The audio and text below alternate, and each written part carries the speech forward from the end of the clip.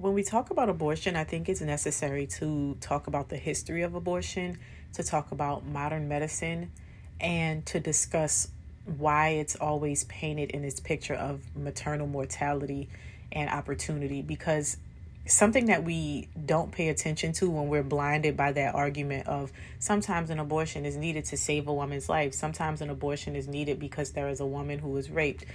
Something that we miss is the fact that the majority of abortions are happening by choice and almost as a form of birth control, or like, oops, my plan B didn't work. And so we have to look at the majorities. And I know sometimes when we talk about this, it sounds like you're being insensitive to the other factors, but that is the truth. The truth is that the overwhelming majority of people who are going to get abortions are people who actually agreed to have sex. And they did so with or without protection, but they agreed to have sex, and having sex has the potential consequence or outcome of producing a child or children. And if we can stick to the focus on that, I think the abortion topic would be a lot easier to cover. But just like with most topics, when we don't want to address our own responsibility, when we don't want to take accountability for our own actions, we tend to pull examples that are more extreme that will help us to feel justified in our decisions. So what I mean by that is most people who do want an abortion, or most people who do support abortion, are fully aware, whether consciously or not, of the fact that most people who are seeking an abortion are not in those extreme situations, but they will use those extreme situations in order to justify the right to have an abortion. And so I'm talking about this because there was a middle ground segment that I watched, Feminists versus Trad Wives, and the topic of abortion came up. And it was really interesting the way that when you watch an argument like this, it's really interesting to see the way that people think about abortion and like what a child is and what a pregnancy is. And so oftentimes from the feminist approach, there is this idea that it's always about protecting the woman's choice, which is fair until it becomes a threat to the child's life. And in an effort to say, well, it's not a threat to the child's life, we also end up resulting to, well, it's just a clump of cells. And that's just not true. The baby is actually a baby, or a fetus, a living thing, from the point that it is conceived. And I think the more we lean into trying to pick that argument apart and try to say that that is not true, the easier it is for us to justify an abortion. And so when we talk about this, let's first talk about the history briefly. And I don't want to go too far into this, but I want to think about some concepts of modern medicine and abortion. And before we get too deep into that, I want to say that a lot of people tend to think of a hospital as the natural place to have a child. But if you think back far enough, before hospitals ever existed, how do we think babies were born before there were hospitals? Babies don't need to be born in hospitals. Hospitals have conditioned us to believe that giving birth is something that requires a visit to the hospital, but it does not. It ends up being a money pit.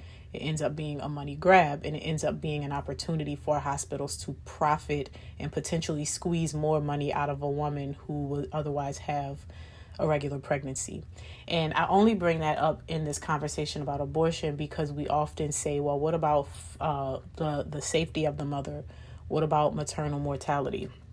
I've said before that maternal mortality does not need to be discussed, especially not Black maternal mortality, does not need to be discussed with abortions, because there are, if situations exist where an abortion is necessary to save the mother, they are very few and far between, and it's not enough of it for it to be a baseline argument in the conversation of an abortion.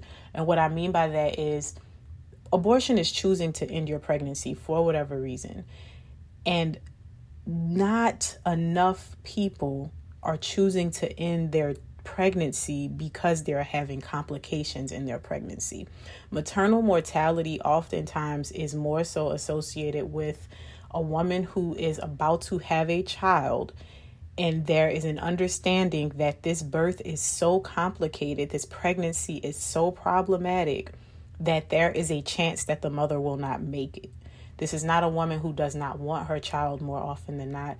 This is a woman who had planned to go through her pregnancy, expected to have a child and have a healthy delivery, but then something happened and now she is potentially facing the decision of losing her life. And up until modern medicine, it really wasn't ever a question. And now we have that question and we are abusing that question for the debate of abortion. And I think it's very important that when we make these arguments, and I say this all the time when we have conversations, especially about polarizing topics, we have to make sure that we're being clear in the points that we're making, and we have to make sure that we are discussing things in the appropriate way and that we're not just pulling stuff out of the air to justify our arguments. We have to speak within the realm of understanding of what it is that we're doing. Or what it is that we're having a conversation about. So the reason that I said especially not Black maternal mortality is because we all know that there are more complicated things that happen when Black women go into labor, specifically in hospitals as well. And I will tell you, as a person who's had my children in the hospital and at home, something that I realized was it's a lot more peaceful when you have your child at home, and there's a lot less forceful energy and suggestions of things that are just completely unnecessary. So for instance, we also don't talk about the fact that because we are having children in hospitals run like a business. Hospitals need empty beds. Hospitals thrive if there is more of a predictable pattern. So a hospital does not like it that a woman comes in here laboring and we have no idea when this baby's going to be here, because now we don't know what to tell the doctor. And I'm not saying it to be like, oh, we don't know what to do, because obviously they know what to do. They have a system. Doctors are on call. Doctors also go on vacation. Doctors will also like to have a little bit more regularity in their life. And it's a bit more inconvenient to have a baby at 10:27 at night, right? And so sometimes we don't realize that a woman can go into labor and the process is going to happen on its own. No matter how much time it takes, it's going to happen on its own. But what we find in modern times is we have doctors who want to schedule inductions, because if I can put you on a schedule, again, I can predict the timeline of this thing and I can continue to live my life. And I'm not being funny, but this is an element of that. And no shade to doctors, because they do have a life and they probably do want some regularity. But sometimes it's also that we are planning this thing and we don't realize that when you try to plan something that nature didn't have a design plan for, you're working against it.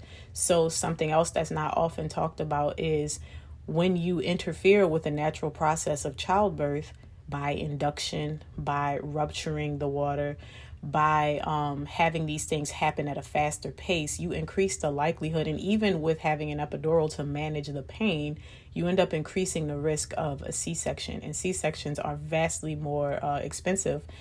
And they also have a level of predictability as well, because they take a certain amount of time and then the procedure is done. And so when we take all of those things into consideration, and we consider also the fact that, again, these are different things. We cannot talk about abortion and female mortality, maternal mortality together and pretend that they are topics that go together, because they're not.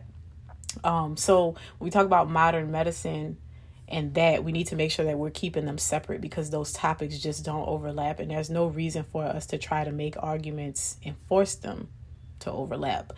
So when we go back to the fact that we have to separate those topics, what then are we left with? We're left with an ethical conversation, and that's it. We're left with, is it okay to terminate a pregnancy or is it not? And then why or why not? We actually have to focus on what the subject matter is at hand.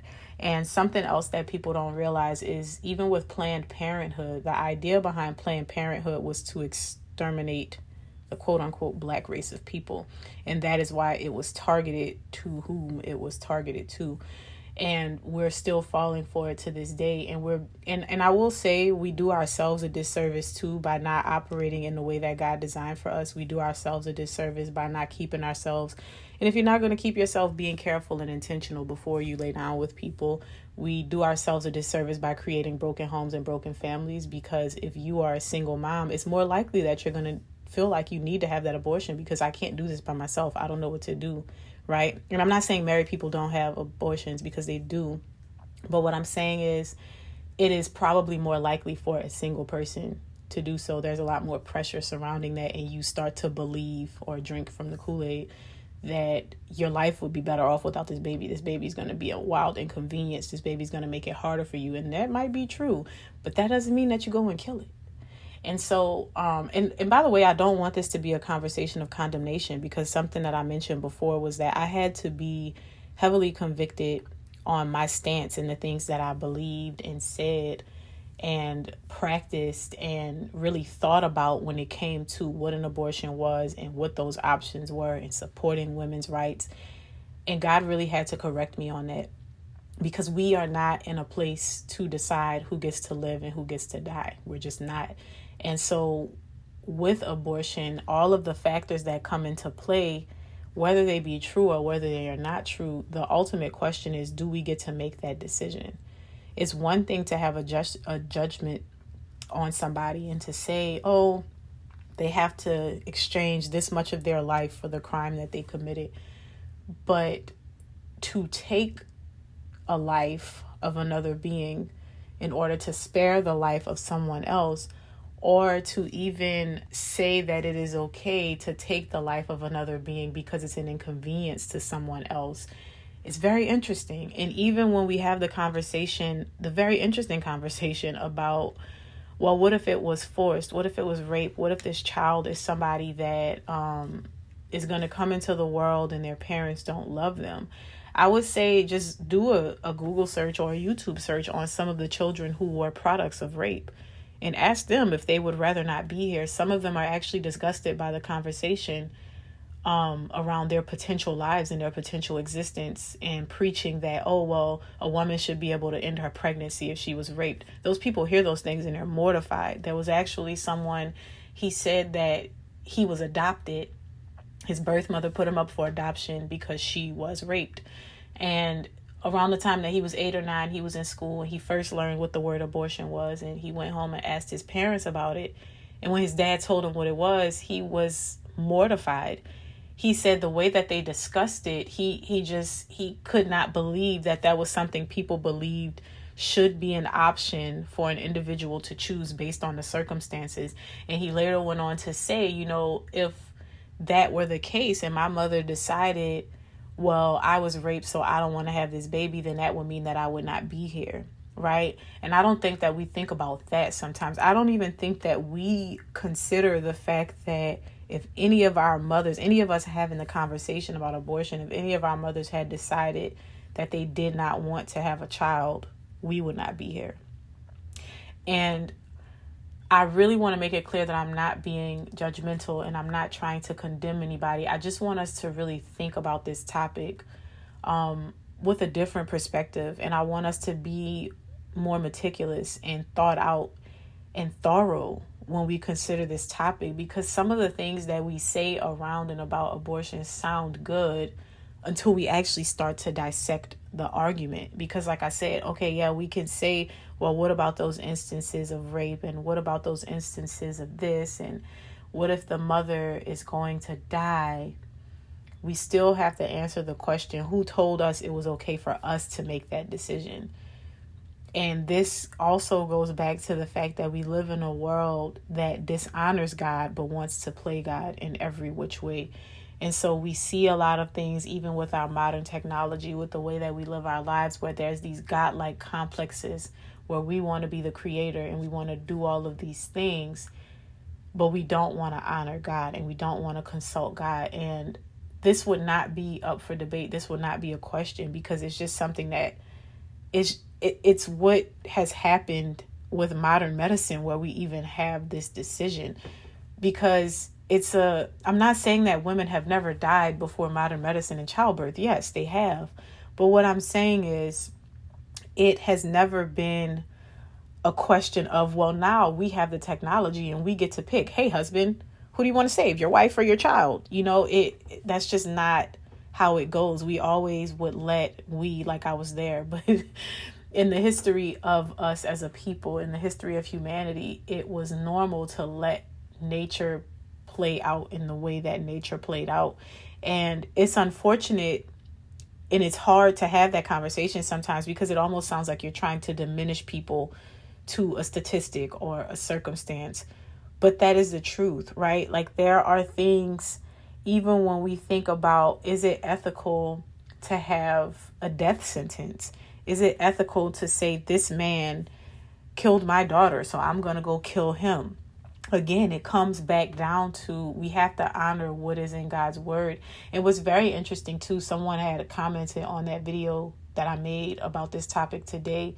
And they said, well, how do you decide what becomes a law? Like, not everybody believes in God. And I had to say, I understand that. And so that's why when I say things and when I talk in the way that I do, I say it with confidence, because I know what I believe. And I fully recognize that not everybody believes it. But I also want to say, where do we think morals and ethics come from?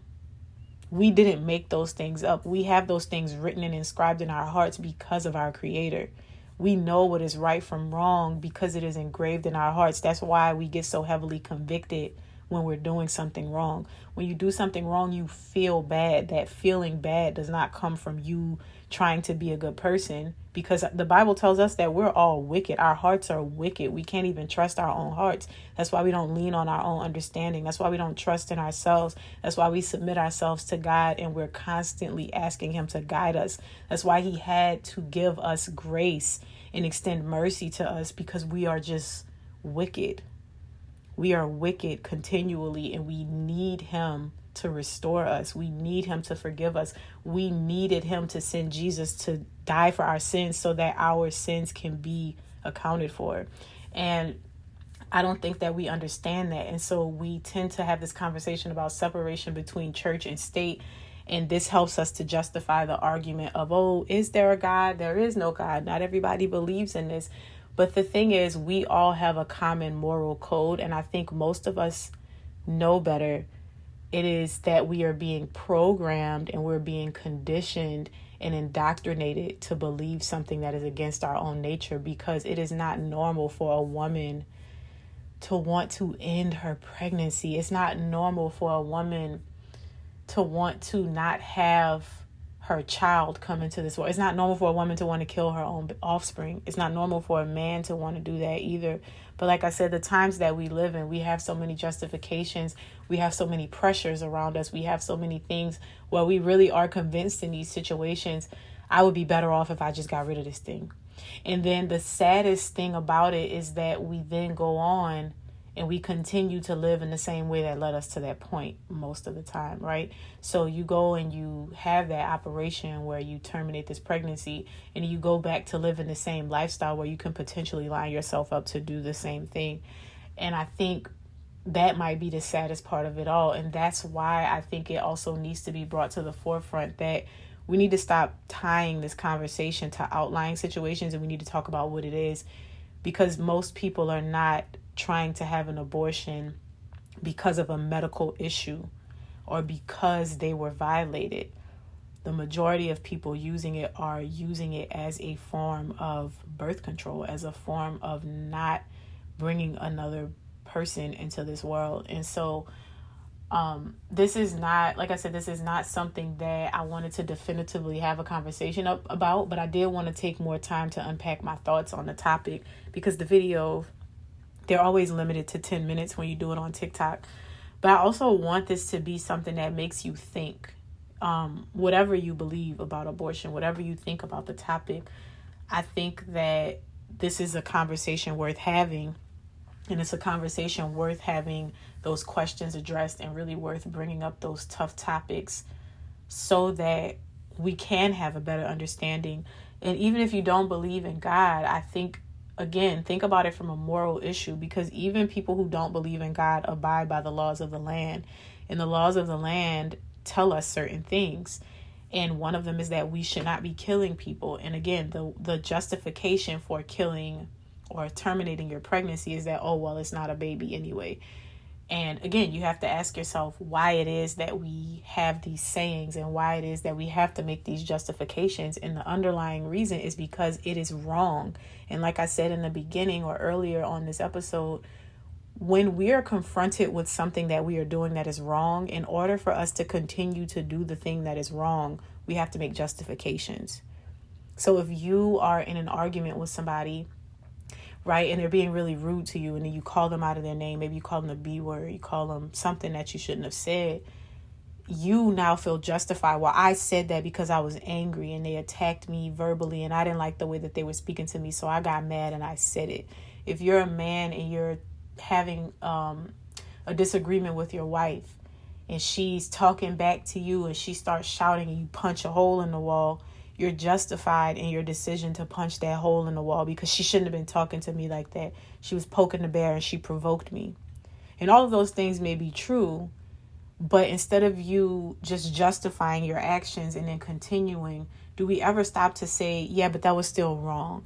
And that's what's happening with this debate and this conversation about abortion. We say, well, a woman should be able to choose. Well, what if this happens? What if a woman is going to die? The question remains, is it ethical for us to make this decision to kill another person? And I will just leave you with that. And I will see you in the next episode.